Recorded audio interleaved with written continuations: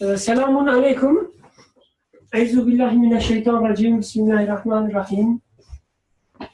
Rabbi şrah li sadri ve yessirli emri vahlul ukdeten min lisani yefkahu kavli.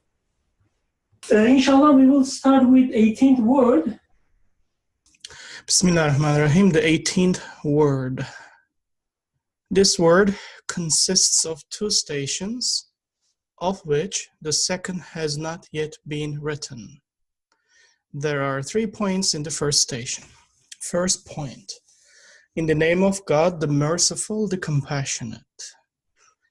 Think not that those who exalt in what they have thus contrived and who love to be praised for what they have not done, think not that they will escape suffering, for grievous suffering does await them. This is from the Quran, chapter 3, verse 188. So there are two words I don't know the meanings of, one of which is exalt, means, according to the dictionary, show elation as a result of success. Another word was contrived, and it means deliberately created rather than arising naturally or spontaneously. Okay. Sure, let me read that again with those meanings in my mind. Think not that those who exalt in what they have thus contrived, okay, and who love to be praised for what they have not done, think not that they will escape suffering, for grievous suffering does await them. Okay, since this following point is about this verse, I'm just gonna save my own thoughts on the verse to myself for now, and I will just continue reading. A chastening slap for my evil commanding soul. O my foolish soul, charmed at glory, enamored of fame, addicted to praise, and without equal in egotism.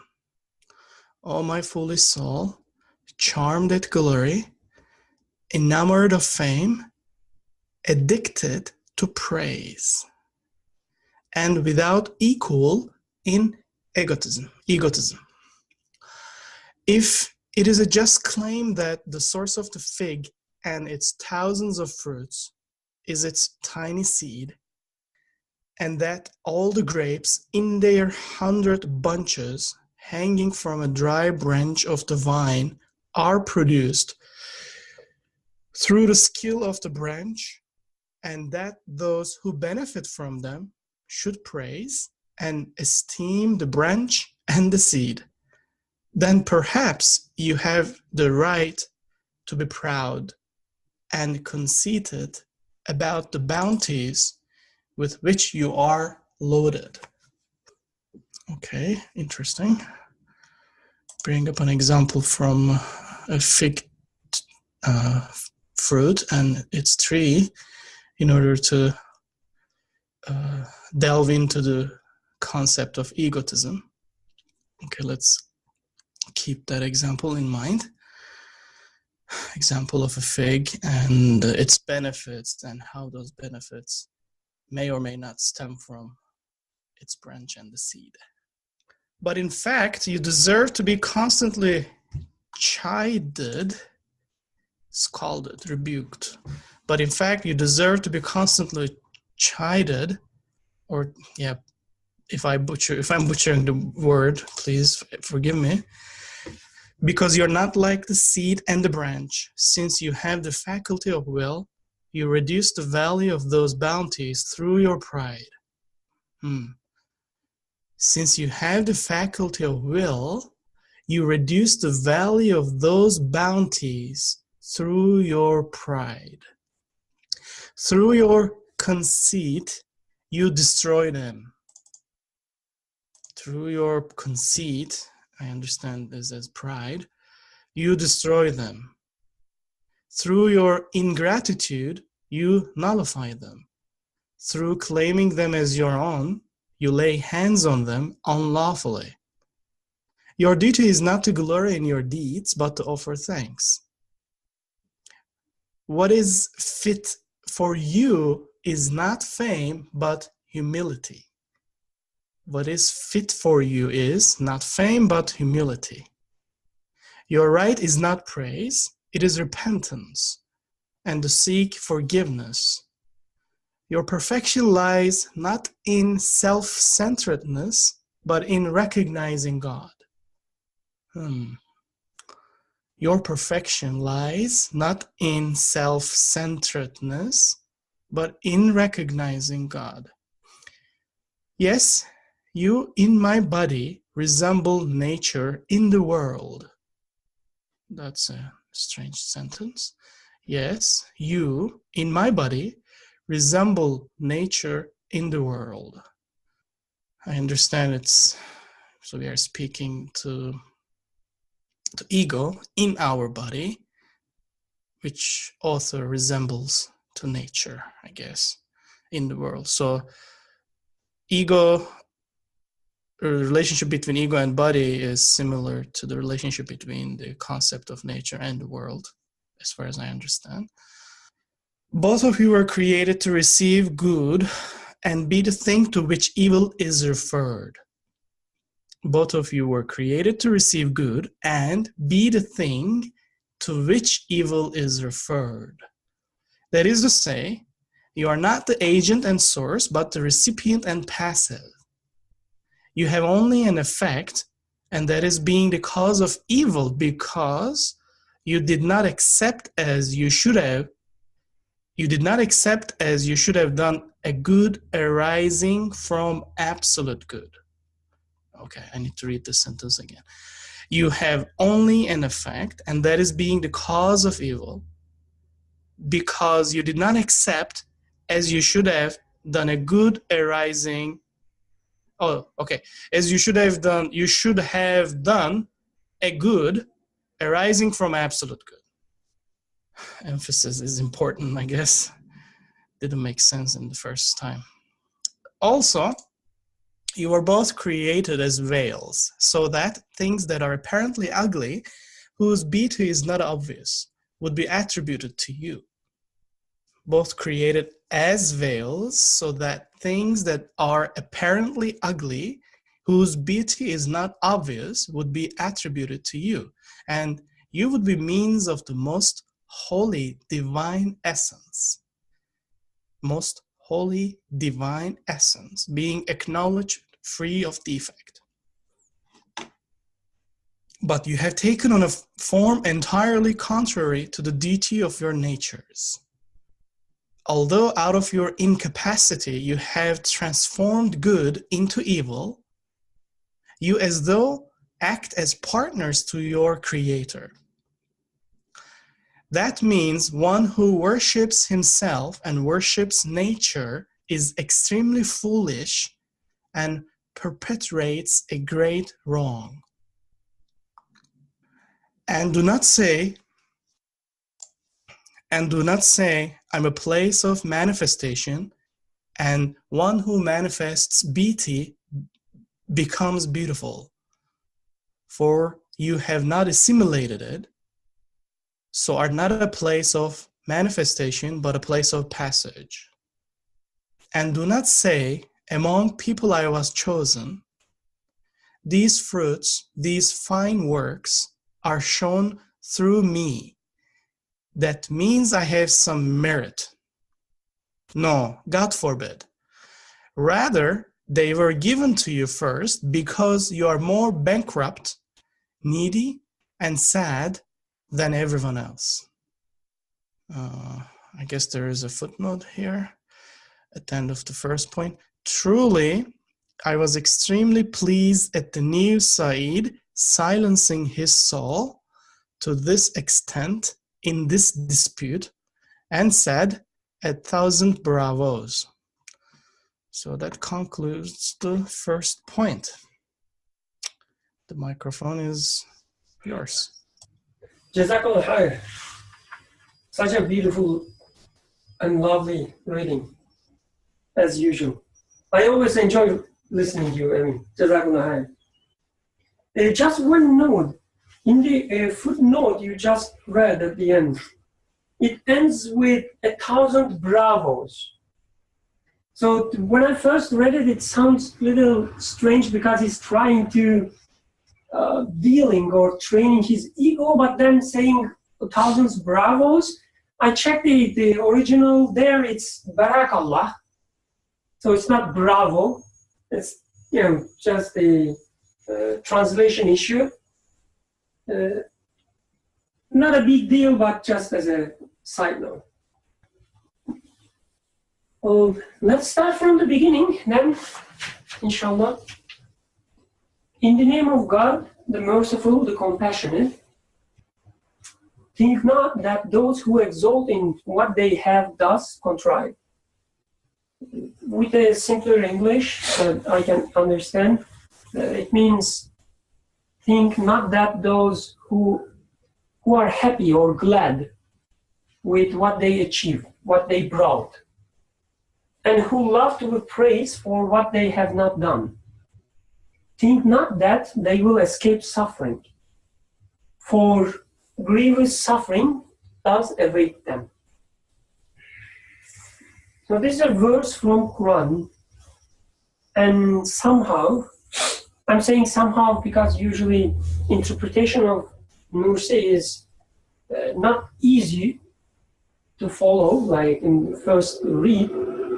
It is not easy to see how it is an interpretation of the verse we just read. So just keep in mind that whatever we study next will be interpretation of these verse, ayah.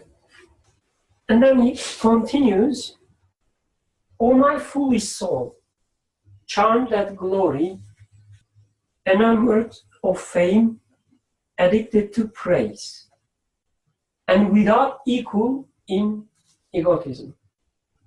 O my foolish soul, charmed at glory, enamored of fame, addicted to praise, and without equal in egotism. So before even going further, so when we first read such a sentence, like full of almost insults, right? He's talking to his own soul. It may sound a little extreme at the beginning, like foolish soul, charmed at glory, enamored of fame, addicted to praise. So we are accustomed to hear such things with, let's say, superstars, like a pop star. We call them as addicted to fame or glory. They need to be praised, like we belittle them. We usually do not take such phrases or such, let's say, insults as addressed to ourselves. I'm not addicted to be praised, or I'm not after the glory. I'm not charmed at the glory. I don't love fame. But this is our initial stance most of the time. I don't know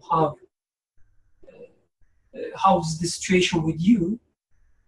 But when I question myself, like honestly question myself, and ask the question that, okay, with the acts I do during my daily life, how many of them I do just to impress other people?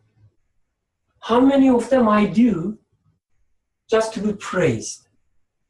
And unfortunately, the answer I give, again, I'm talking about myself, is too many. Just last week, I was writing an email to a colleague. The content was so specific, it was work-related, but constantly something inside me, that's part of me, or let's say me, in another state, I was trying to insert some sentences, extra sentences in the email, just to be funny or just to be, make some comments that would give a better impression of myself to him or to her. When I realized that they were not even related to what I was writing in the email, I said, oh, Vika, maybe you shouldn't write. And then this side of me, like struggling, no, you should write, please write, please write. Because so hungry to be praised, to be labeled as a funny guy, or to be labeled as a, a wise guy. So trying to impress himself, or the others. Even with this simple act, like writing an email in a work environment, I can feel that it's always there, waiting. Like I want to be praised. I want glory, even the simple things. A tiny glory enough for now. If I find a way to achieve a bigger glory, I will definitely. But when he says, charted glory, enamored of fame, addicted to praise, and without equaling egotism, just to be honest, I don't take it as something extreme. It is me. This is what I am. Every single action I do, most of the steps I take, they are always there to impress people. At least to impress myself, to justify or to confirm how I'm worthy of praise. So again, I guess we shouldn't take them as some exaggerated or artistic way of starting a section. At least to me, it's like to the point. Any comments, any take in that so far? If it is a just claim that the source of the fig and its thousands of fruits is its tiny seed, and that all the grapes in their 100 bunches hanging from a dry branch of wine are produced through the skin of the branch, and those who benefit from them should praise and esteem the branch and the seed, then perhaps you have the right to be proud and conceited about the bounties with which you are loaded. Any ideas why he's making such a comparison with a fruit, the fig or then grapes and the branch? Emin was also, I guess, surprised. Any idea, like, what do you understand from here? Maybe Asim can help us. He's usually good with this. Thanks. No, I'm also with you guys in this. Because he's trying to make a point here, I think, about he's doing a comparison between human beings and what the rest of the creation is. So he's starting off here with this example, I would think. Like he's going somewhere. At this stage, I don't think we know exactly what he's trying to say, but so I think if you go further, then he will make a point about the faculty of will that humans have. Yes, I guess what I understand is also similar to what you said. I think he's, at the first part, he's giving us an example that we can easily see that it falls apart, like the grapes and the branch. He's also highlighting the fact that the branch is dry, while the grapes are like full of juice. Right? That's what makes them grapes. So these contrasts. In another place, the author was saying the creation is full of contrasts, or when Creator gives us something as a bounty, which is everything, most of the time he takes them from places that we don't expect.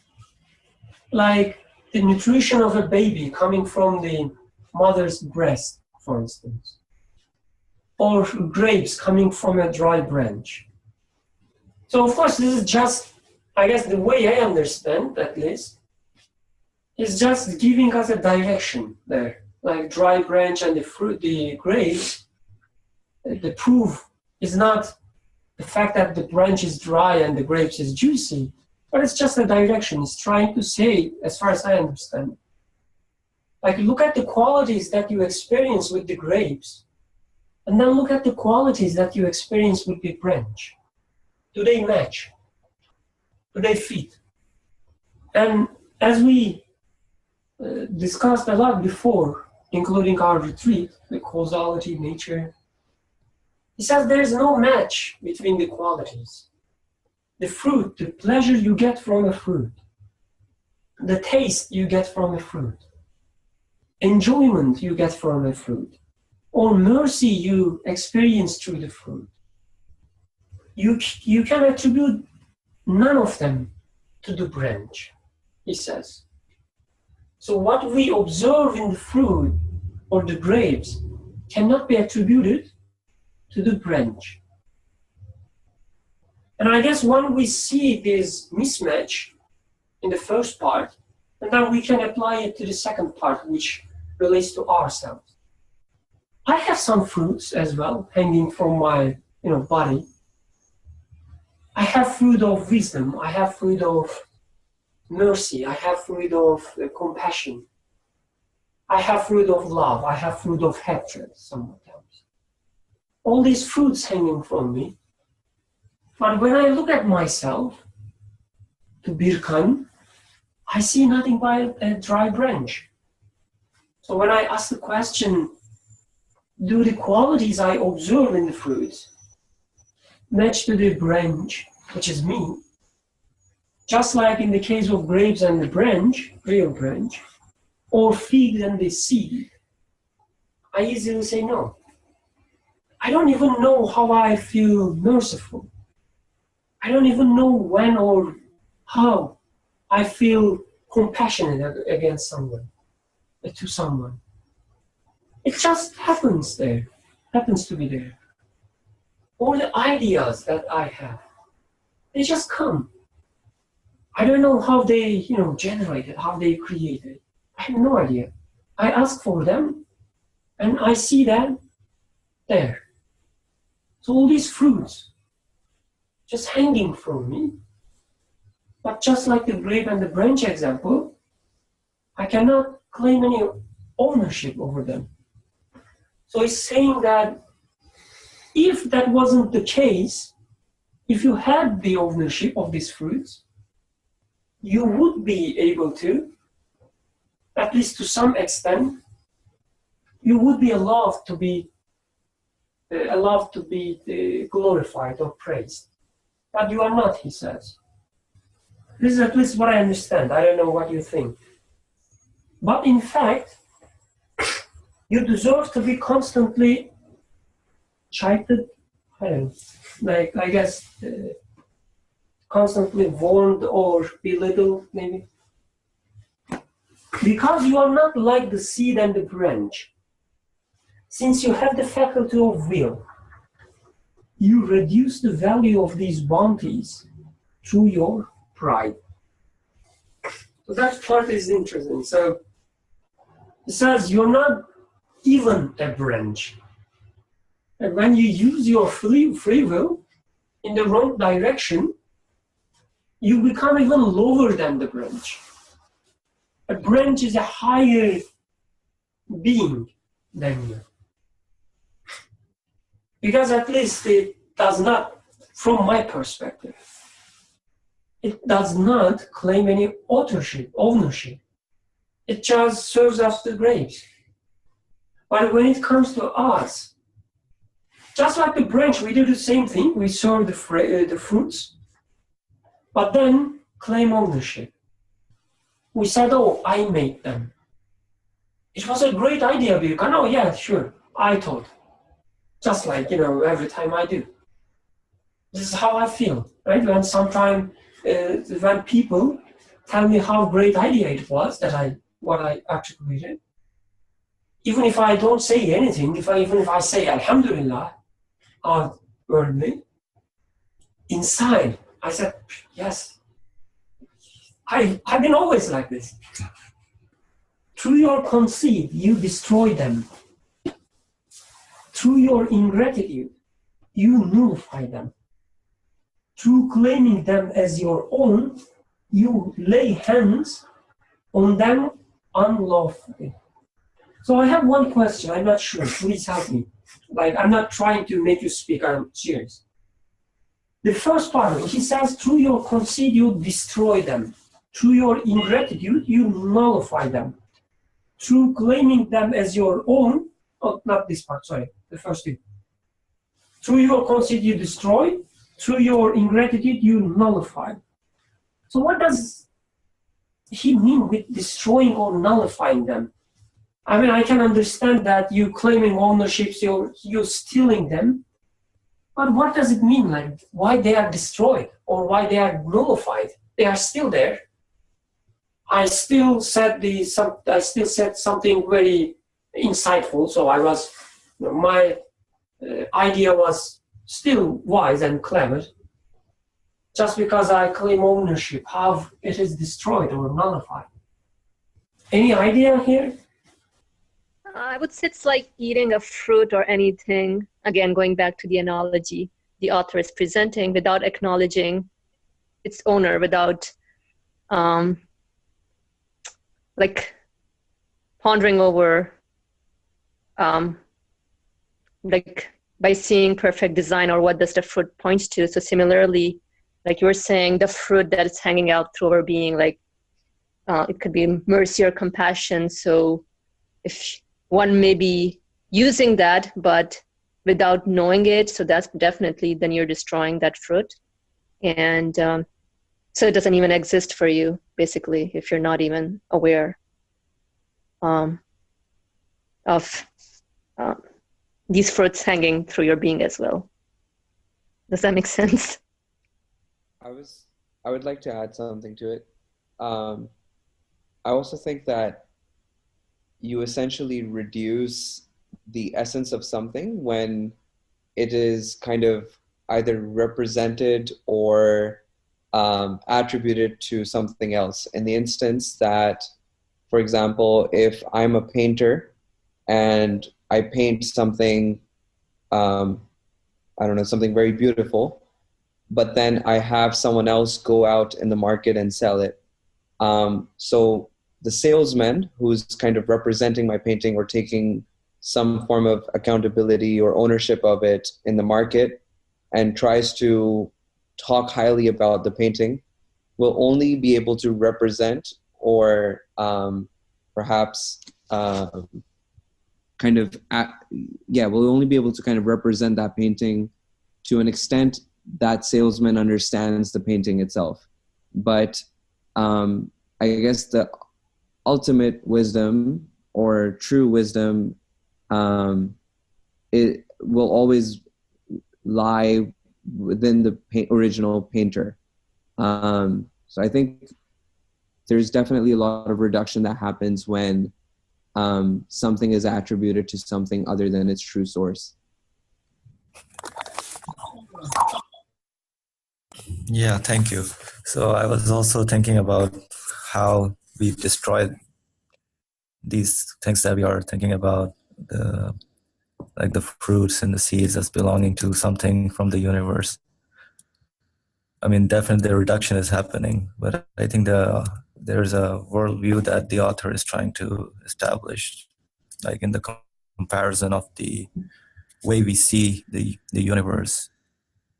And he's saying it's directly tied to your being, and it's directly tied to your free faculty of free will. So there's a big emphasis on the faculty of free will here, that whatever you interact with, you are going to be using this thing that is given to you, which is the free will, and you are going to make a choice and try to decipher or discover what the source can be, the true source can be. And I think the wording seemed to be pretty serious in terms of, I mean, this comparison that if one does not have this worldview, then it's okay to be proud of yourself, because this is the world, which is a very temporary place, and it is you will die, and the things will die, and everything is done. But here he's saying that, it's okay in that case, but now he's trying to make, the author, is trying to pull our attention to the faculty of will. And through that, one can reduce the value of the bounties, as he's saying. And then it goes it's so serious that you are nullifying those bounties, or you are just destroying them in such a way that, imagine that there is no source, and you yourself don't belong to a source, or these things don't belong to a source. What kind of situation that would be? Abdurrahman, you want to say something? So it's basically just what everyone else said, but if we imagine that the ultimate purpose in this world, the reason we're created, is to know God, or at least to get closer to Him, and that everything in life has a meaning and a purpose, like something doesn't just happen by chance, and it's not just random, like there's a purpose behind why it happens. And then if we look at something and say, I created it, or I made it, and this goes completely against the purpose of this world, where we're supposed to get closer to God. Because when you say, I own it, you're going actually the exact opposite way. And in that way, you're destroying the meaning behind it, is how I understood it. Jazakallah, yes, now it's clear for me at least. So, what? Oh, go ahead, please, yes.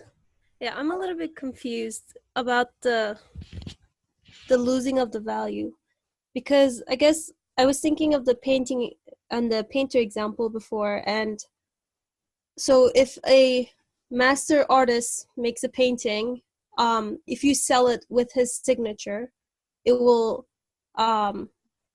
people will pay more for it than if it is sold with my signature, for example. But if I were to sell it in my own name, the market price of the painting will be very low, but does the painting actually lose its worth? Just because I don't recognize the worth in it, and maybe the people that I am selling it to do not recognize the worth, is the worth of the painting from the painting itself, or is it inherent to the artist, I guess, is what I'm kind of a little bit confused about. I think, if I may, I think this gets into a matter of perspective.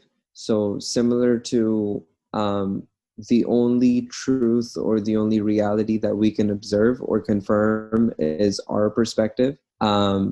Based off of that way of reasoning, the painting does kind of lose its value. But in its essence, because the painting doesn't change, the value of it changes for people. In its true essence, or in its createdness, the painting doesn't necessarily lose its value for perhaps the painter. But I think because it's impossible for us to try to comprehend something from anyone else's perspective, but only use our own, in that instance, see this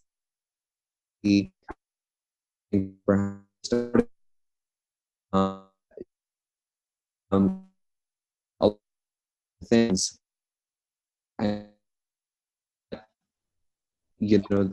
Qasim, we are losing you. I don't know if it is on but your voice is scrambled, and I guess Mariam wants to say something. I'm leaving the microphone to her. Qasim, meanwhile, could you check your connection, if you don't mind? Mariam, I see a hand in front of your name, which I assume, I'm not an expert on software, but I assume you want to speak, or is it just a mistake? If you want to speak, I just take the mic but I don't see any mic icon in your name, with your name as well. So I don't think you have a microphone set up. So I will just continue as if it's a mistake. Otherwise, just let us know, please. Kasim, if you want to say something more, and if you think your connection is better, you can continue. Sorry about that. Yeah, I think just to kind of reiterate, the point that I was trying to get across was that we have to look at things from our perspective, and if and when we do look at things from our perspective, we see enough evidence in the universe to know that we end up often reducing the value of things by attributing it to things or by attributing it to anything but its original source. But by, I guess, in absolute terms, the value of the painting isn't really lost just because one perceives it to be something less. That's just, I guess, my opinion on it. Thank you. That makes sense. After all these discussions, then what I understand is, please correct me if you disagree with this summary. So the value he's talking about here, I guess, first and foremost, the value from our perspective. Like we receive something as a gift, as a bounty, but when we deny that it is a gift or it's a bounty, then the meaning is completely gone. Because it was there to, let's say, give a message, to give us a message, but when we deny its messengership, when we deny that it contains a message, it doesn't mean anything anymore. From our perspective, like somebody gives us a love letter, if we just take it as a piece of paper, it's a piece of paper, it's not a love letter anymore. It lost its meaning. So I guess when we talk about the meaning of anything, like a sentence, for instance, or a text, there are different aspects that we should consider to decide the meaning. Like the first one, who's listening or who's reading? The second one, who is the author, the writer? And in what context it's said, for instance. All these aspects would change the meaning of the text or the speech. For instance, if I'm walking on the street and with my father, let's say, let's assume I'm a little younger, we're walking on the street, and my father says, oh, such a sunny day today, like it's a sunny day. I wouldn't take it as my father informing me about the weather condition, right? If I take it that way, I would say, I can see it's sunny while you are talking. Like why you are wasting your time. And just before I get the slap on. So meaning would be, useless in this situation.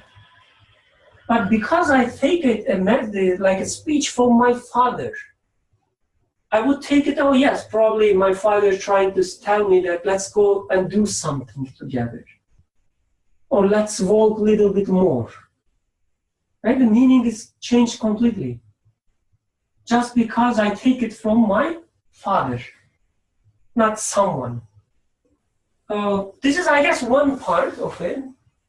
Again, the second part is, if something is given us, so that through it, we can learn something, we can get a message.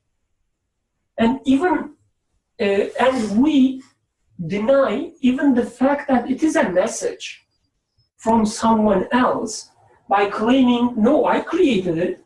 It's not coming somewhere else, coming from somewhere else. When I claim that, I totally nullified the message. There is no message anymore. So when I think about my ideas, for instance, the ideas there, the great ones there, to remind me, to teach me how wise my Creator is. But when I claim that I created my ideas, there is no way I reach the conclusion that my Creator is wise. So it's totally destroyed, nullified. The mercy I experience in me is there so that I know the source of the mercy is the merciful one. But when I claim that, no, it's me, having this sense, it's destroyed. I cannot reach the conclusion, the merciful one anymore. It's nullified. So this is what I got from all these discussions. Again, please correct me if I took it wrong. Your duty is not to glorify. Your duty is not to glory in your deeds, but to offer thanks. So I guess this is a more elegant way of what I was trying to say, or what we have been trying to say. Whatever you are given is not there so that you take pride or glory yourself. It is there so that you can reach the real source and direct your thanks to the source. So if I think I made the food, I wouldn't have sense of thankfulness to anyone, right? But I know, if I know that my mother prepared the food for me, I have this uncontrollable sense of thank inside me. I want to thank to my mother. In the first situation, if I take the pride and I say, I made the food, there is no space for being thankful. So I cut the relation between the source and the manifestation, between the source and the bounty, what I am given. Qasim, go ahead, please. Yeah, I was just going to say that it's very interesting, the statement where the author says, your duty is not to glory in your deeds, and emphasis on the duty part. I was trying to kind of reflect on how one can kind of confirm this reality. And because we often study things through negation, if I was to say that, my duty is to actually kind of glorify my deeds and take pride in what I do, then that claim kind of falls through once one kind of studies one's reality, that we're, again, not eternal in the sense that, as far as my current observation goes, like I am dependent on something else. Hence, the glory cannot be attributed to myself to begin with, and that kind of necessitates the the belief or the confirmation to say that if it's not to associate this act or this deed to myself, then what is the wisdom in it? And that, kind of further requires one to say that it's for me to acknowledge this, reality. And I think by offering thanks, in a way, it can be substituted with acknowledging one's reality as well. Oh, great point, great emphasis. Actually, I missed it, like he's using duty there.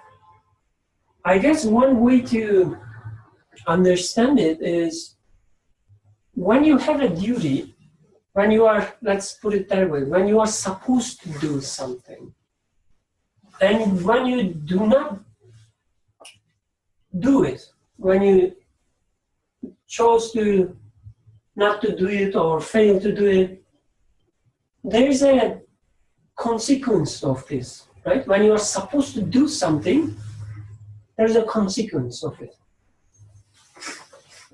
I guess the question then becomes, do we experience, do we see, do we confirm that when we do not offer our things to what we are given, or when we do not take them as given at the first place? Because usually being thankful is very close to understanding of something is given. Like when we take something is given, we usually do not hesitate to thank. Or the sense of thankfulness is there, created again inside. So then what I'm saying is we usually fail at the first step, that we don't see them as given. So question is, and if I repeat myself, do we experience a consequence when we do not take them as given, when we do not take things that we are given as given, when we take them as ours? I think the answer is definitely, especially if we go back to the previous line that we just read. Through attributing something to ourselves, we're definitely kind of nullifying perhaps its essence. So, which kind of, correlates to the statement that you just said, that by not taking it as something which is given, by kind of not acknowledging this reality, or by not observing this, we then accounted to our own ownership, and that definitely, I think, results in that reduction that the author was mentioning in the previous sentence.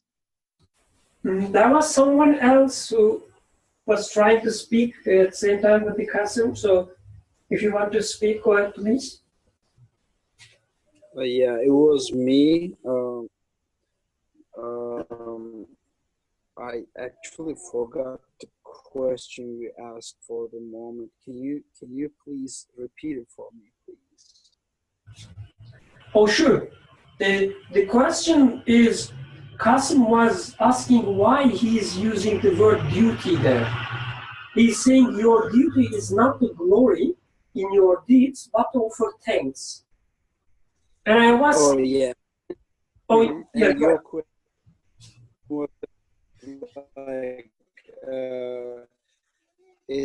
what is the connection between being thankful and perceiving the existence as given? I think the duty part, I think the whole story in this chapter,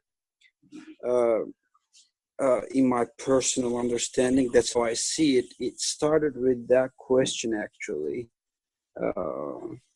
Or it starts with that question for me to, like, what's my duty here? What should I do here? Or should I do something and that's my duty? Or what is it? What's my duty here? I see that duty, the word duty, and as the keyword of this chapter.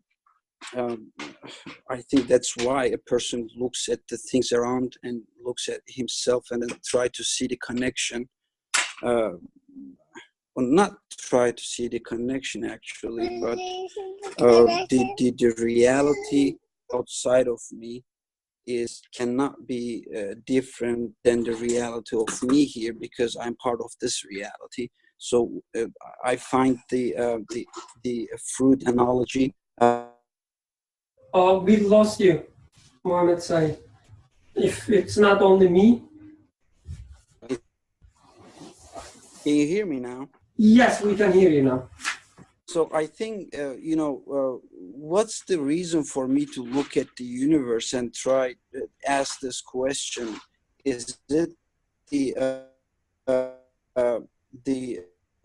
branch giving the fruit, or something else? I think this question comes after, if I ask the question to myself, what is my duty here? That's why I think the word duty is the key word. Yeah, I think for the moment, this is something. This is something that I hire. For a moment, I seen someone else trying to speak, I guess. If this is the case, go ahead. Don't be shy. Okay. Thank you, Mohammed Said. Jazakallah khair. Your duty is not to glory in your deeds, but to offer thanks. I have another question. Yes. If you don't mind. So I'm a little bit, again, confused about the jump from acknowledging the source to giving thanks.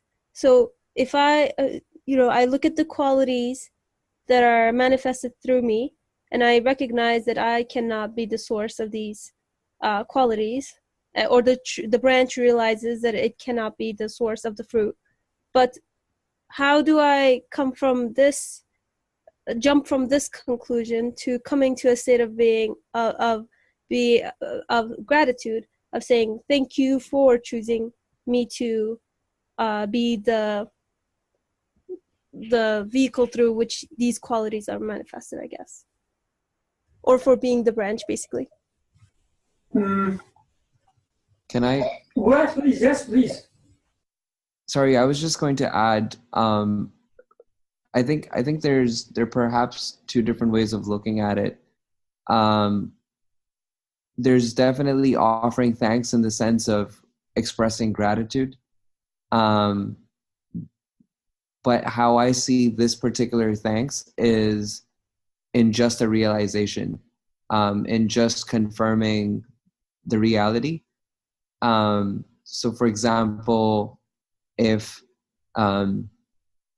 let's say it was snowing really bad here yesterday. So for example, if someone, like when I got out of my house today, someone, cleaned the pathways and the pavement for me to walk clearly. Apart from me reaching a point of expressing my gratitude and, maybe perhaps writing a letter to the state and saying, thank you for taking care of the pathways, there's also a form of thanks and just the realization that, look, someone was mindful enough to, clear the pathways because they knew me to an extent where they knew that I was going to walk on this pathway and I needed this pathway. And through the actions manifested, by clearing the pathway, it helps me, realize that this action was manifested, and that the person or entity that performed that action knew me to an extent where it's kind of displaying its its act or its glory, and has also given me the wisdom to realize that. And because of that, I guess, matching of the action being displayed and my consciousness being able to acknowledge something is in form a thanks, or this acknowledgement. But then if I want to, I think, express that, right? And if I want to manifest my feeling or this realization in a more physical way, I think that's where kind of this sense of expressing your gratitude kicks in. Yeah, thank you. That makes a lot of sense. Thanks. There's a great comment from Fariha, a good reminder for us. She says, snow or anything else is created in a perfect way. She continues, we just need to follow the order as far as taking cautions. Just a reminder, I guess, and this will be actually what we will be discussing in the second point. So thank you. Yeah, and thank you for clarification as well.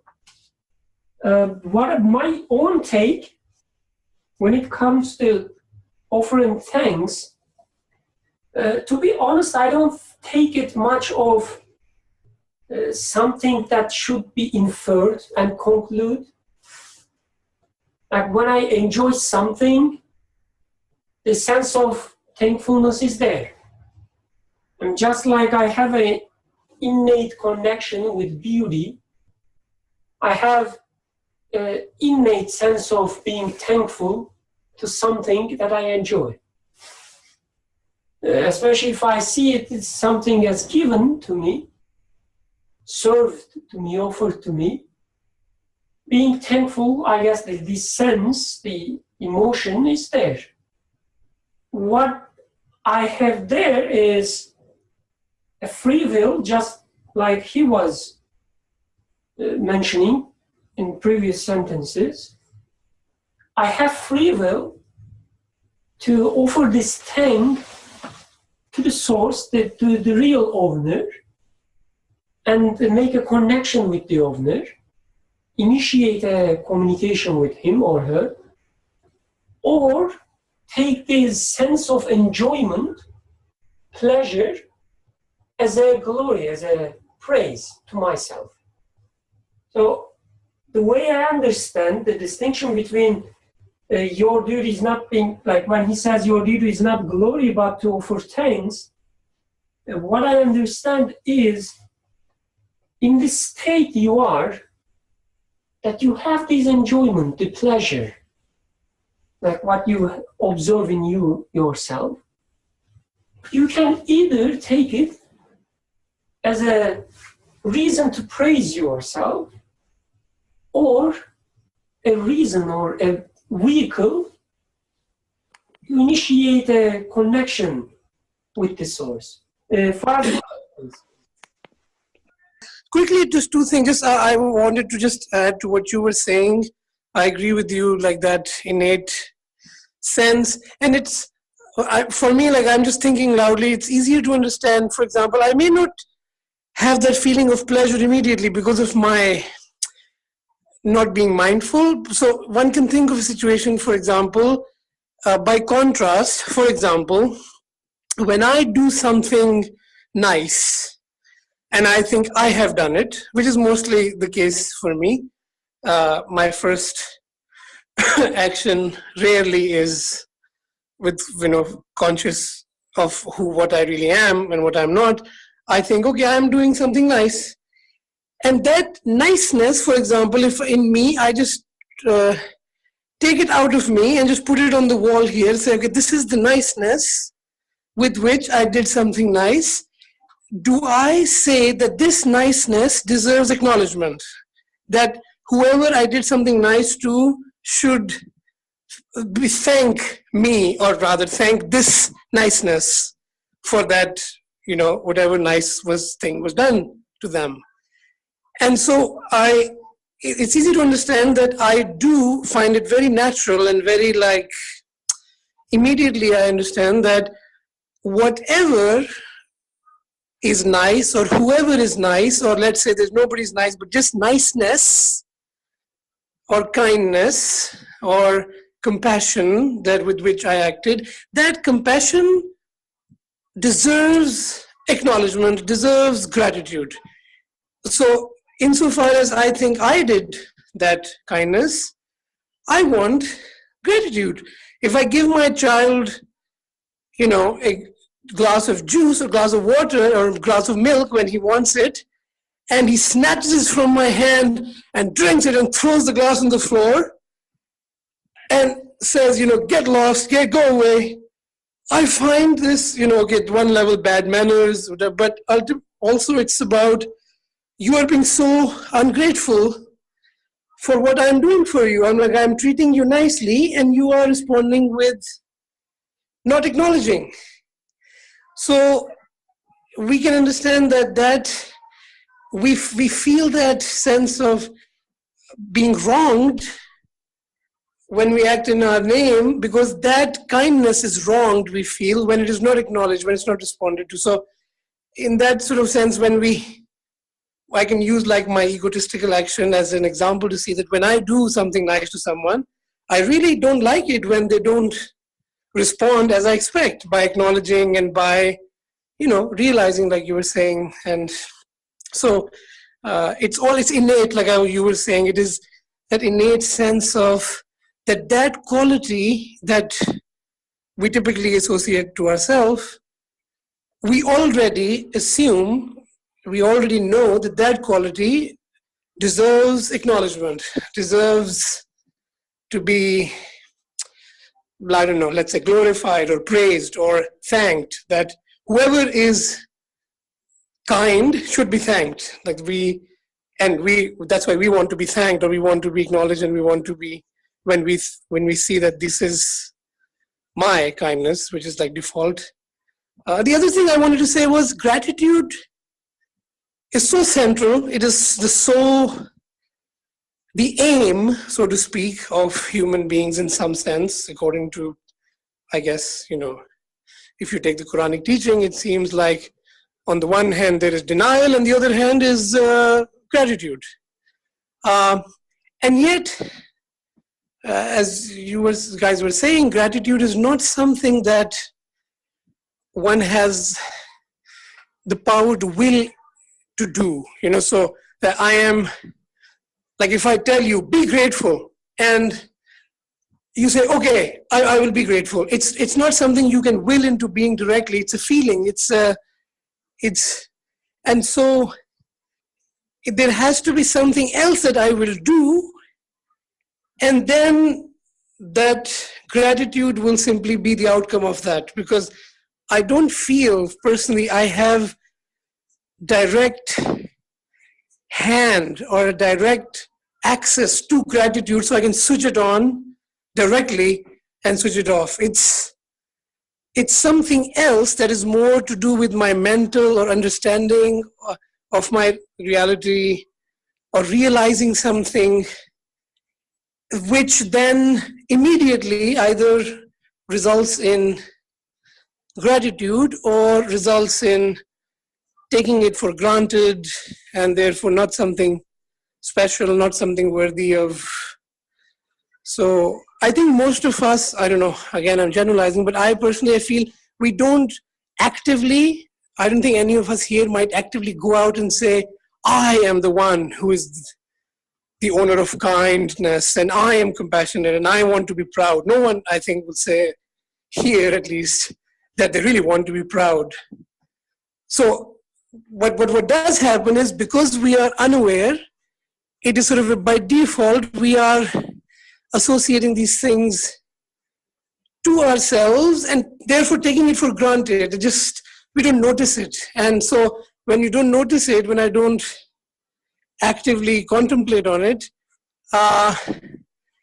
it becomes taken for granted. It's part, like, that's how it is. I do this, I do that, I have this quality, that quality, and then it's like you're claiming it by default rather than actually actively seeking to be the owner of kindness. We just say, well, this is just normal, people are kind at some level, or I'm kind like other people. So it's something mundane, something and I think that taken for grantedness taken for grantedness is what doesn't generate gratitude. When I'm taking things for granted and somebody tells me be grateful, there's a big gap between, I may say, yeah, it's desirable for me to be grateful, but I don't know how or why I would be grateful, because it's something extra to my existence. And indeed it is. When I'm taking my existence for granted, it is something extra, because I am kind, so what am I going to be grateful for? And so it's only in that moment of realization that I am not kind, but rather kindness is another's, and that I have been bestowed with it. So when that bestowal realization, then gratitude just simply is the, I don't know, unwilled automatic outcome. It's what's granted rather than what I can actually will into being. I don't know if it makes sense, but when people tell me be grateful, mostly I can't be grateful, because I don't know how to be grateful just on command. Like I can't love someone. I can't do that. So something else I will do, that realization that you were talking about, that then just gratitude will be the other. I'll just find it there. So, sorry I spoke so long. Assalamu alaikum. Jazakallah khair. Actually, I'm happy that you talk a lot. So it's not even close to be a lot.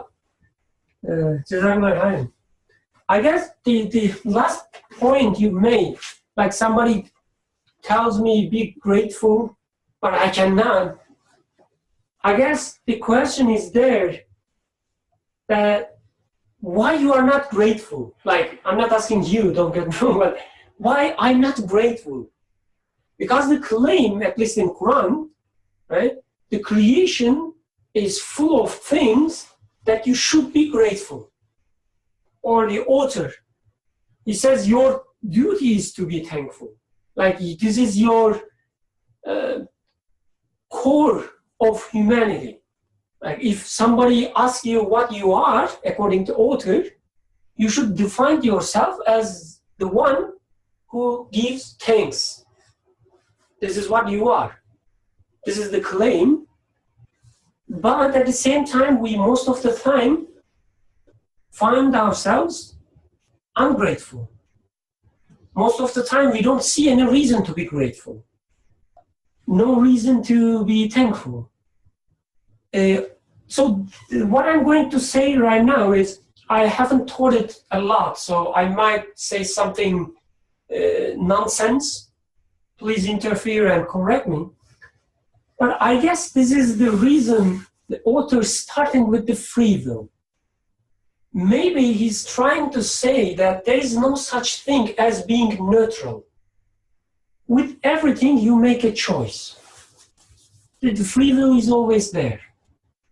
If you are not grateful, and claim is that you should be grateful, then there must be something that I choose which leads me not being grateful. There must be a hidden belief hiding inside me, just like Faraz and others said, like taking things as granted or taking things as belong to ourselves, which prevents our gratitude.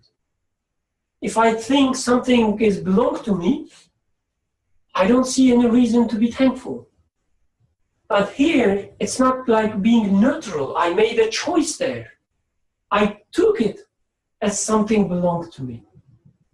I guess we shouldn't forget that the free will is always at the center. You have a free will, you make choices. And based on choices, your reality is created. If you choose not to be grateful or not to be thankful by claiming ownership, then this feeling or sense of gratefulness, thankfulness, will not be created in you. If you do not ask for it, it won't be created. This is, I don't know what I say. Oh, there's one comment from Qasim. He might send it before, way before, I'm sorry for that, I'm late. He says, I think by not giving credit where it's due, one is essentially stripping away the true credible source from receiving the credit. Not taking an action is in itself an action. Yes, so I guess it's also go parallel with not being, when I say there's no thing as being neutral. Because when we say neutral or our default state, it sounds like the free will is not in the play.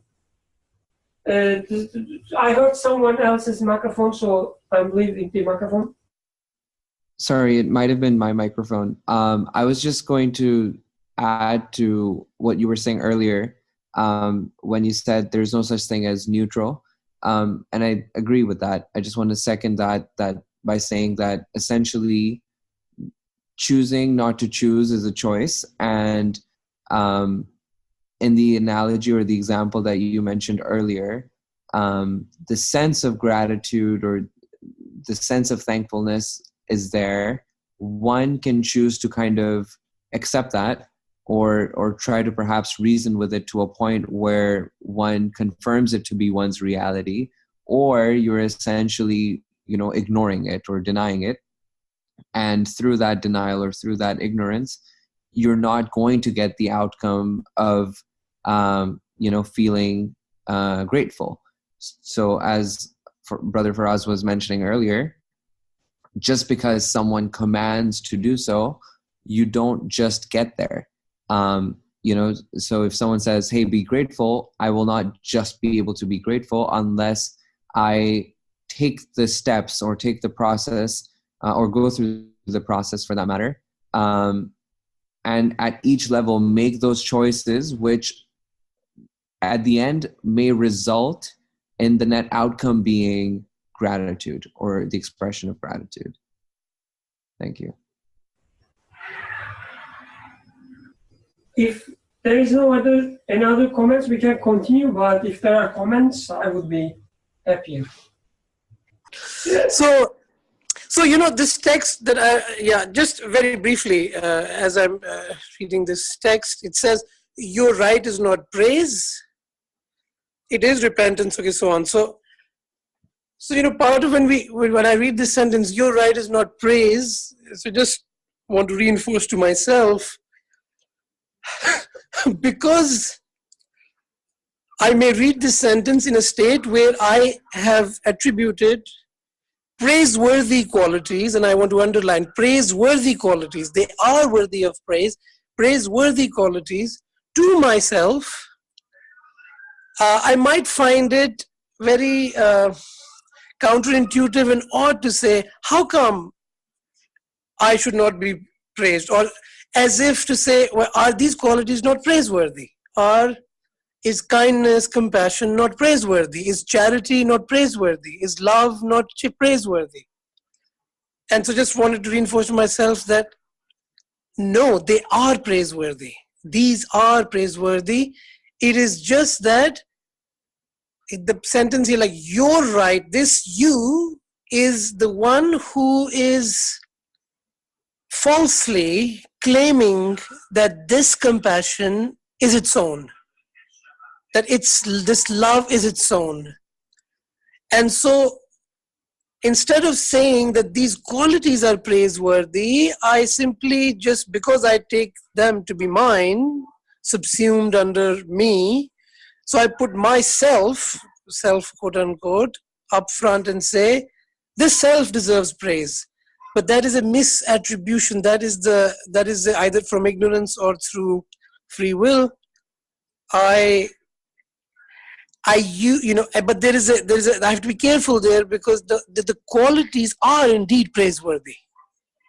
So I shouldn't say, oh, it means I'm not praiseworthy, so these qualities are not praiseworthy, this creation is not really worth anything, my existence is not really, what is in me is just like, it's nothing. I love someone, it doesn't matter, it's just me. Are you saying that all of these qualities that I have, that don't matter? That's not the case. I don't think I should bear in mind that you are right is not praise, but the qualities on behalf, by reason of which I misattribute praise to myself or expect praise for myself, those qualities are indeed praiseworthy. And that praise is, whose praise is it? Whose praise it should be? That's the question for me. So just want to reinforce to myself that just because it says your right is not praise is not the same as those qualities are not praise. No, they are praiseworthy. A very important remark indeed, because it changes everything. As Faraz was saying, the author here is not trying to demote or belittle what we experience. It's just saying that it is not your share to be praised. yet you're experiencing something which is praiseworthy, you're experiencing something which requires thankfulness, but this praise or thank, it's not your share, it's not your right. So you should find the right addressee. You should find the right target for being thankful. This is indeed so important. I guess this is... Just to add, so this praise is directly tied to the first sentence, like the addiction to the praise of the human being, which is tied to the egotism. Right, so he's saying, basically the author is saying that your duty is your right is not praising basically yourself or being praised, seeing your praise as that everything is yours, as not seeing the actual source of it. Right, that's why it's building on, from thanks it goes to humility, from there it goes to repentance and forgiveness. I see that there's a path that is taken gradually. From first you have, like as you mentioned earlier, for us about how we don't even know ourselves, how we don't even are exercising our faculty of free will. I mean, we are, but we don't realize that we have that we are using that all the time. So we usually just shy away and take things for granted, as you mentioned as well.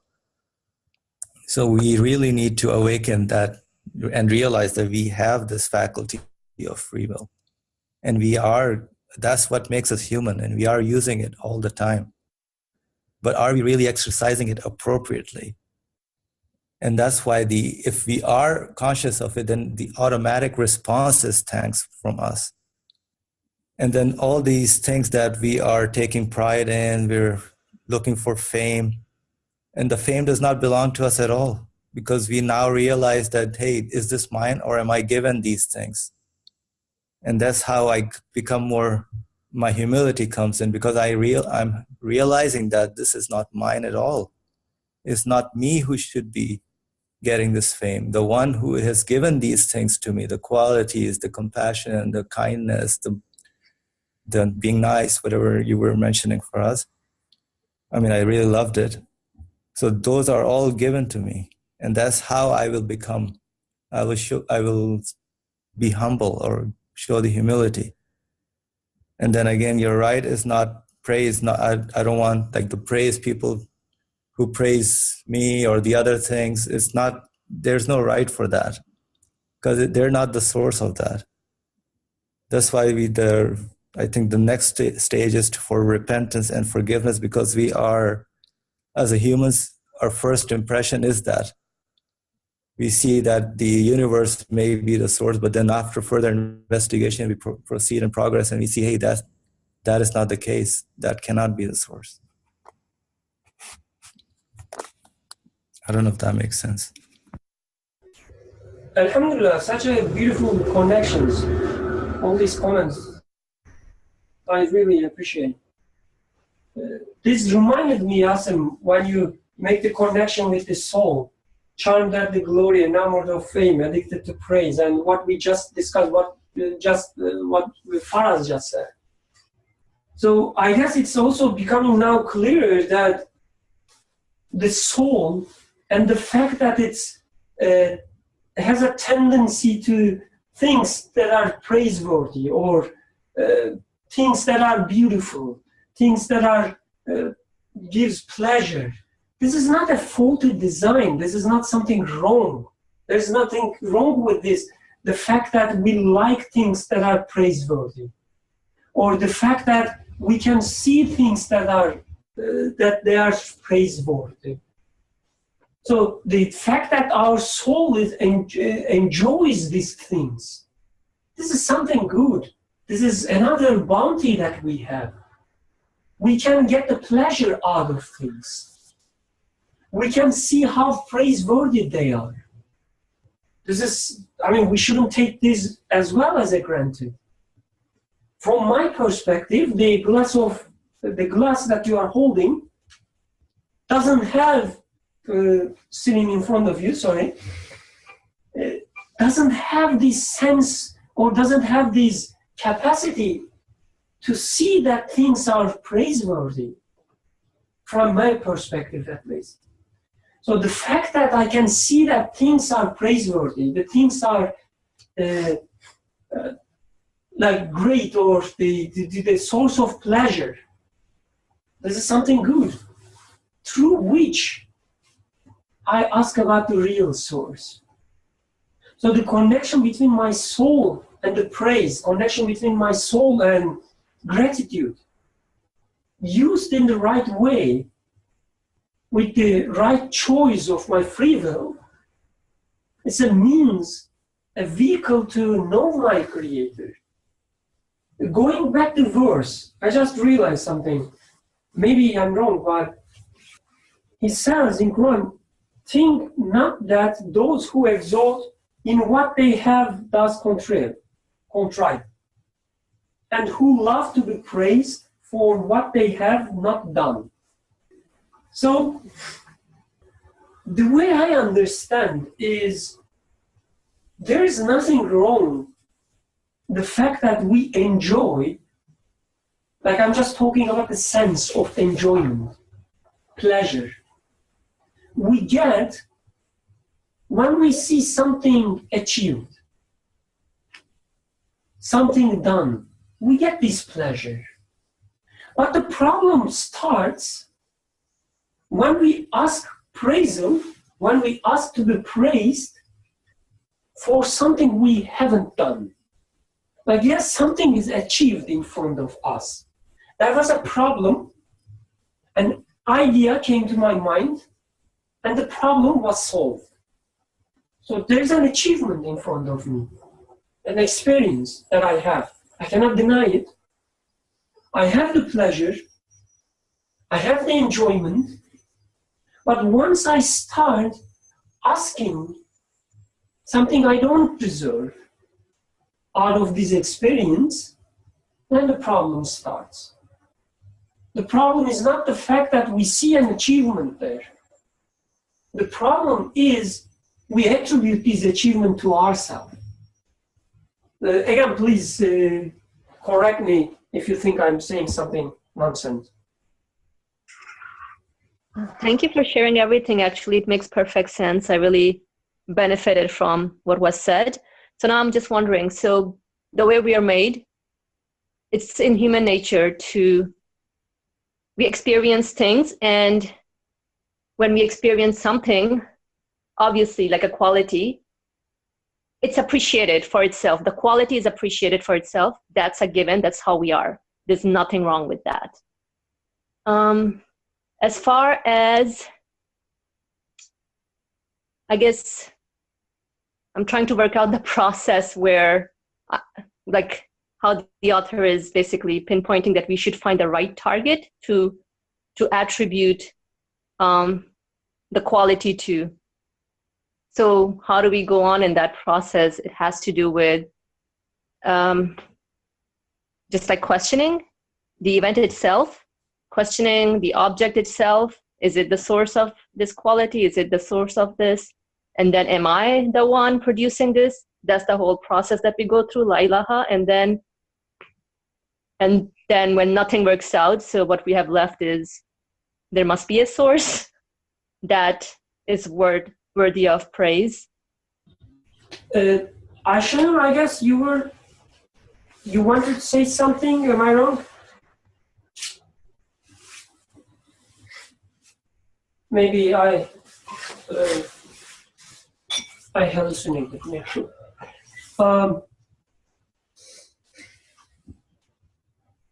So Feria, just to be clear, I was able to follow what you said, and I agree. I'm just not sure if you finished your sentence with a question or was it a comment. I'm just not sure. Yeah, so it's basically I wanted to see the process through which we find a target that deserves to be attributed, that's worthy of praise. How's that? I'm trying to get go through a process where I reached a target that's worthy to be praised. And in order to do so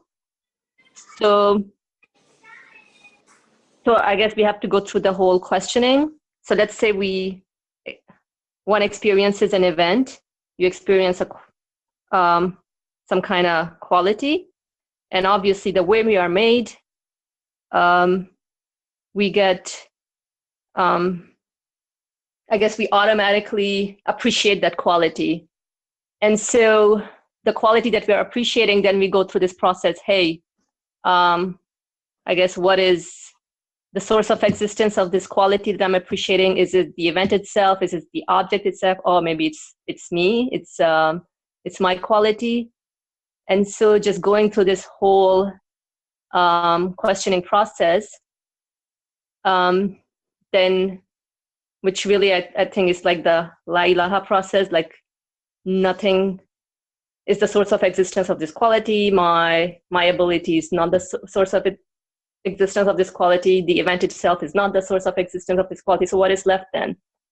Then illallah, there must be a source of existence of this quality. So I just wanted to ask, that's the process that one goes through to find the right target. Okay, Jazakallah, now it's clear. Faraz, your mic was open. I turned it off because of the background noise while Faria was speaking. So if you want to say something, go ahead, please. Sorry for turning off your mic, but okay, I guess it was a mistake. Okay, there's someone else who wants to speak, I think. Go ahead, please. Assalamu alaikum. Is this Bikran? Can you hear me? Yes, we can hear you. But I cannot see your name, so could you... Farhan. This is Farhan. Oh, okay. Assalamu alaikum. Alaikum assalam. Yeah, I've been my first time after a long time. And but just wanted to say, so just to clarify, since I've not been in the meetings for a long time, when we talk about the ego and the soul, have you already went through the discussions on how do we verify these concepts, in the sense of, since generally from my understanding, we have an empirical methodology where we start from what we experience in this world. And there are some questions about, what do you know as a soul from an experience? What do you know as an ego? So many selves and stuff like that. So is that like a discussion which you guys have already had, or just it's something which is not talked about, or just try to get some clarity on that? Because you mentioned the soul, and empirically it's not clear to me how you verify the existence of a soul other than having experiences about certain qualities and certain things. And I'm just wondering if that discussion has already taken place and I'm just missing out on it. So again, Assalamu alaikum, by the way. I just realized who you are, and it's been a long time. Yeah, yes. Good to hear you again. Yes. So I think we haven't discussed like the definitions of these terms at least with this group. But just as a short answer, the way I read Nursi is, at least like in the context of this text, in the first sentence, he's kind of giving the definition of soul already. He's saying that when you live your life, when you experience things, there is an aspect of you which have a connection with the reality in terms of being charmed at the glory, or being like loving the fame, or seeing things that praiseworthy and going after them. Or there's an aspect of you which goes after the pleasure. And then he's calling this aspect as soul. So I personally speaking, just personally speaking, I wouldn't take it as like a definition of a concept, like I'm giving you a definition of the soul and this is how I'm going to use it in a sentence or in other equations following. The way I read it as he's talking about an aspect of me and just naming it so that I know, in the next part of the text, when he refers to this soul, I know that which aspects he's referring to. That's how I take it, again, personally speaking. Thank you. Oh, I muted you, Farhan, because I thought you were finished, but if you're not finished, you can continue anytime you want. Just to get rid of the background noise when you don't speak. That's the only reason. Any other comments? Oh, Faraz, go ahead. Yeah. So going to Fariha's point, it is at least those people who have been familiar with the discussions of the group that we're having, this, the description that Fariha gave of how one goes in this process, you can call it reflection or questioning the source of that quality. Is it this, cannot be this, and then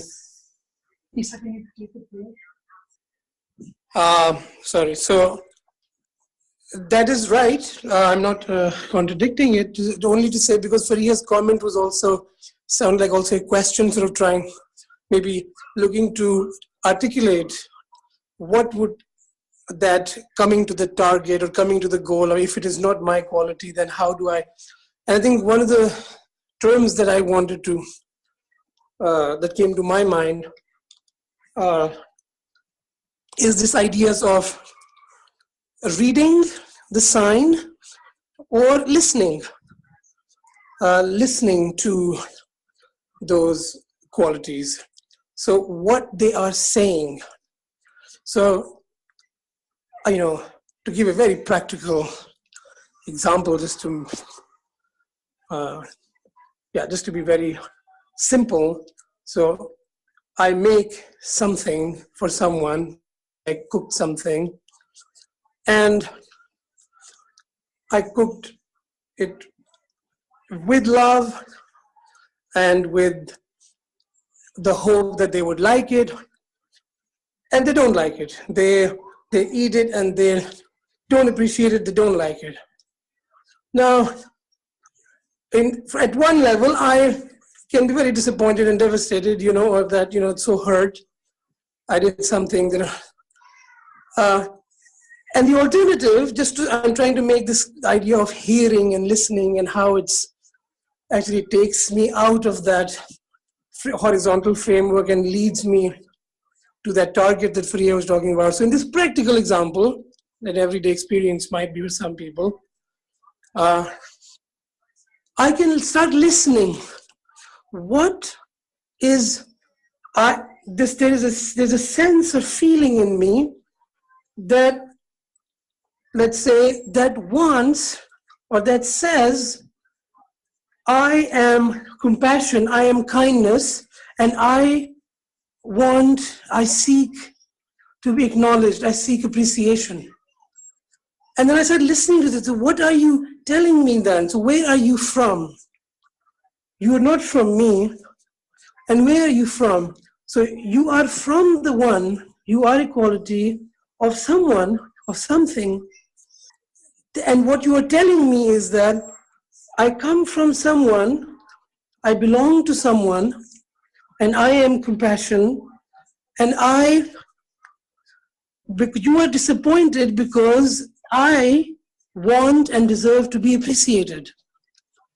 And so my disappointment vis-a-vis the other person turns into, as I hear or read, whichever you prefer, they're related. When I hear or read this quality, and start listening what it is telling me about that target, about that source. So I start communicating. So yes, there's questioning, there's la ilaha, that's a more sort of formalistic way of putting it. At a more experiential level, it can be that process that Fariha could be thought of as, in summary form, reading the signs or listening to what they are glorifying, listening to what they are exalting.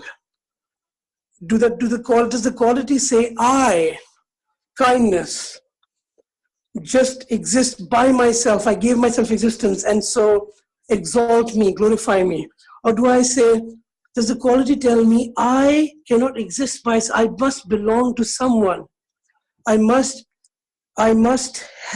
be a being to whom I belong, a being whose action manifests me, whose action sends me to you. So just to connect it also to this idea of suffering that the paragraph talks about, how this takes me away from so someone didn't appreciate my pizza that I cooked. In a horizontal level, it's a situation of I am being wronged by someone. But for someone listening to the feeling that wants appreciation, for that kindness that wants appreciation, as telling about who is he from, and I listen to it, it connects me to that. And then I say, what kind of a source do you come from? This appreciation for this desire for that, or this that right that you claim to be appreciated. So you belong to the one, and all the other kindness that I see in the world, can it be from any other source than that? And so I come to not only the source of my kindness, or that I experience in myself, but that listening process and reading process extends to everything in the universe that I can bring to consciousness, that I can reflect upon and listen to. And then in essence, what I start to live in a world of speaking things, a world where things are not mute. And so when I start to experience that, then that question becomes more answerable and answered of how it is that I will get to the target. Well, it is possible all the time, and in perhaps so many ways that we can't fathom or exercise at any given time, a limited human being. So we choose to listen to as much as we could and read as much as we could of the signs to get to that. So, and I just wanted to introduce this idea of listening and how it practically might, can feel like or transform what we do when we feel something. We start reading and listening to that feeling of what it is telling about its source. And that's, I guess, the process of listening or reading. I think the verses, the Quranic sort of way of describing what people do is they somehow related to those things, but that might be going too off topic here. So. Oh, thank you for sharing that. That was very helpful, actually. Reading and listening goes hand in hand. It's just like communicating with everything, your thoughts, everything that you come across. Yes, thank you. Jazakallah khairan. I guess this listening part is like very important, so important from infinitely many different aspects. One thing it reminded me is, so we can listen something which is addressed to us, like, or which is spoken. Like if there is no voice, we cannot hear or listen something, right? Somebody should speak to us so that we can listen. And I'm taking this listening as, one-to-one communication, not that somebody is speaking, in the how to say, like to everyone, and you're just trying to get what you hear, part of it which was not addressed to you. I'm not taking it that way. I think also Faraz was referring to a speech which is specifically addressed to you. This reminds me that, so then all these things that are manifested in us, like the wisdom, like all these talents or capacities, or I don't know, mercy, success, so they are manifested in us so that we can listen to them. Not that because we were worthy of something, or we were, had something. I guess he will discuss it. Is at the end of this, the first point. He says, among people I was chosen, these fruits, the fine works are showing through me. That means I have something, some merit. And he says he refutes them. I guess then we should take it that they are manifested in us, not because we have a merit or value and he chose us to reflect all these good things. They are manifested in us so that we can listen. We needed them to know something, to learn something, and they were manifested in us.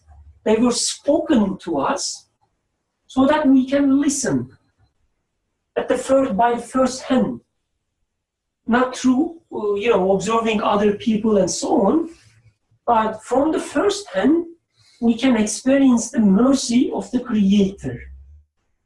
So going back to thankfulness, I guess when he says we should be thankful, I at least don't take it in a way that I am thankful they are manifested in me. Like, I am thankful I am chosen. No. I am thankful that I was given a chance, that I was given a speech to listen. I am thankful because somebody took me as an addressee. I am thankful because I'm not alone. So anyway, that when you say speech, it reminds me that somebody's speaking and then I'm listening, which I guess changes everything. Like, I'm not alone, somebody's speaking to me. This by itself is, worth being thankful. Thank you, Furqan, for that sharing. That's really helpful. Thank you. Can I just follow up on what I was trying to get at earlier? Hello? Please, yes, you don't have to ask, actually. Just go ahead, whatever you want to say. So, I know I'm just kind of stepping in after some time, but the topic of the ego compared to understanding the physical world are two different things in my mind. I mean, they're linked, but they're different in the sense that in terms of what we can observe and the standards by which you can trust your own intuitions. So, for example, when you say I, right, and we, and me, which me are we talking about here, right? So there's a lot of course, work in literature and different sciences on how you categorize the self and stuff, different ways to think about it, soul, this and that. And so they're all real experiences in some ways or the other. But I guess for example, even when you're talking about reading or listening, right? Are you talking about the other, or are you talking about to understand or read your own self? And what is the self are you talking about? All these definitions, words we give to different experiences from within and from without. So, I mean, the physical world, I can physically see certain things and I can make some deductions like the apple and the fruits and the suns. And, as we were talking about, making deductions about God's existence and his different attributes, and with the resulting thing about, what follows through once you realize his existence and his attributes being manifested in different ways, and what is the responsibility and the duty and the natural reaction, so to speak, once you appreciate or you realize these truths intellectually or spiritually.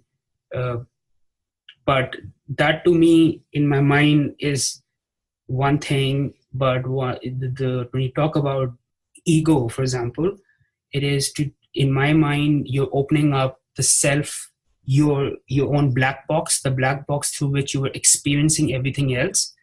And now you're asking questions of which is related to it. I don't think you can, and I think like they're related to who is this you, right?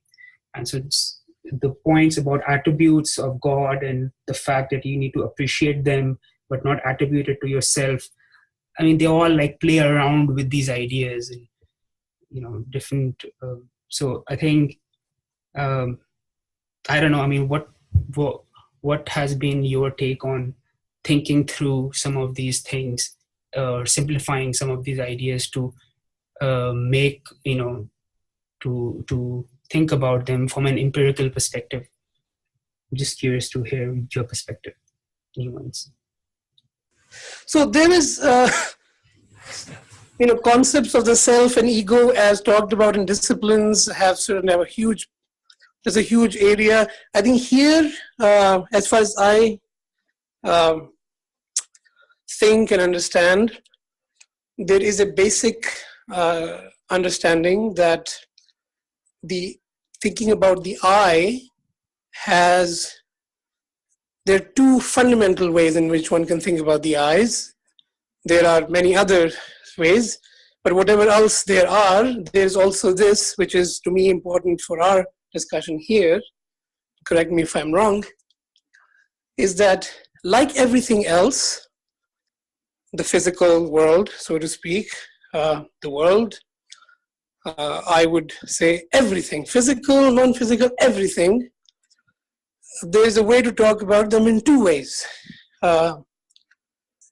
One way is to talk about them, physical and non-physical, existing things, as self-referential, which is to say as pointing to themselves, things in themselves, referring to themselves. And there is a way to talk about them, including the tree and love and beauty, so physical and non-physical realities, as not referring to themselves, not self-referential, but as referring to another, that other being their source. So there is a fundamental question of, are things giving themselves existence, or are they being brought into existence?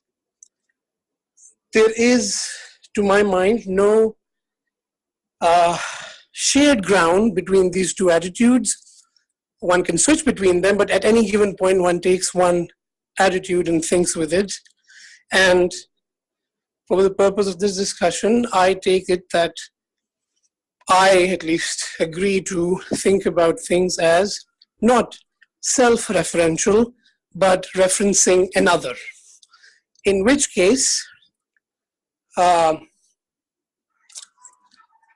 everything's the aspect I want to look into, the ego, the I and its qualities, as not referring to itself, so not looking at the black box for what is inside that refers to itself, but what is it there? My experiences that we've been giving examples, for example, of feeling I've done something nice and somebody should respond nicely to my kindness, or my quote-unquote my kindness. And so we're saying we're going to look at this aspect of this that looks to not myself, but what does it say about where it comes from? And so there's a fundamental understanding agreement here that, again, we would need to go back and study the I. What is the I? 30th word talks about it, but we don't have to discuss the word, but we can discuss more about whether anything is self-existent or must exist by another. And what does that mean when we speak about the I also, not as self-existing, but as, so what is it? If it's not self-existing, it's still something there, sort of a necessary illusion in some way. But talking about it in order to say what it refers to. So that's what comes to my mind. But I think more than that, discussing the ego and its different definitions would be outside the scope of the current discussion as far as I understand. Right. No, thank you so much for elaborating that. Yeah, I mean, I thought the topic was egotism today, so that's why I was asking this question. And so when you, I mean, I know this is, so yeah, I mean, I'm not sure if what's in scope in that sense, but I think I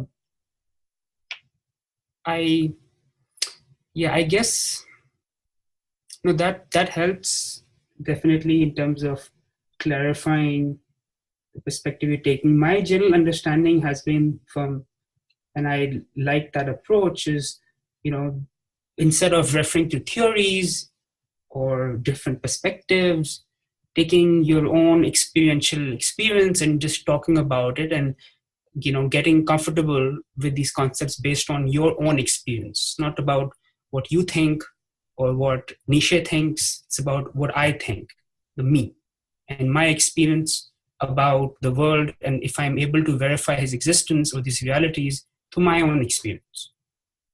That's been one of the basic premises which my understanding was and still is about perhaps the right way to read Nursi is to have an empirical perspective, is to have a perspective of openness, perhaps not. I agree. I think we don't want to go into all these discussions about theories of ego and stuff, but I think given the topic is about egotism, I just thought it'll be a good ground to clarify some of these things. It's like practically I find it a little confusing at times when I think about the I here, in the sense that am I even capable of truly and objectively evaluating my own self? For example, how do you get that confidence? I mean, we assume that, yes, we take that as given, but when you talk about these things, I mean, Shukar, for example, it goes back to the concept of the self. It's going to go back to who you are.